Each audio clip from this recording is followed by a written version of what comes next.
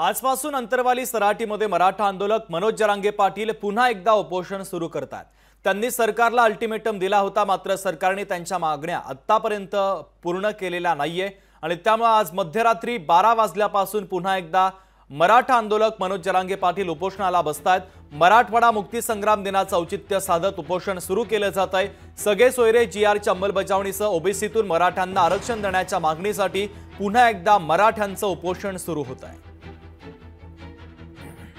सगळ्या सोयरीची अंमलबजावणी पण आमच्या व्याख्याप्रमाणे होणं अत्यंत गरजेचं आहे। ते पण आचारसंहिता लागायच्या आत मागेल त्या मराठा समाजाला कुणबी प्रमाणपत्र द्यायचं याचाही निर्णय होणं तातडीनं गरजेचं आहे। कारण हे शब्द त्यांचे आहेत, माझे नाही आहेत। कुठं मागण्या फिरण्या वाढत नाहीत आणि मराठा आणि कुणबी एकच आहे, 83 क्रमांकालाचे। त्यामुळे सरकारने याची तातडीनं अंमलबजावणी करणं गरजेचं आहे। तुम्हाला वाटत असेल आम्ही राजकारण करू नये किंवा आमच्यामुळे कोणाला फायदा होऊ नये तर आमच्या मागण्या मान्य करा, नसता पुढे आमच्या नावाने बोंबलायचं नाही। मला किंवा माझ्या समाजाला राजकारणात जायचं नाही।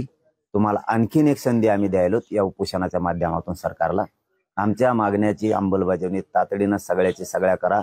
ज्या तुमच्याकडे 9-10 मागण्या दिलेल्या आहेत, ज्या आताही सांगितल्यात आणि दिलेल्या पण आहेत, त्या सगळ्यांची अंमलबजावणी तातडीनं करा। कुठेही त्याला अडवणूक फडणवीस साहेबांनी करू नका।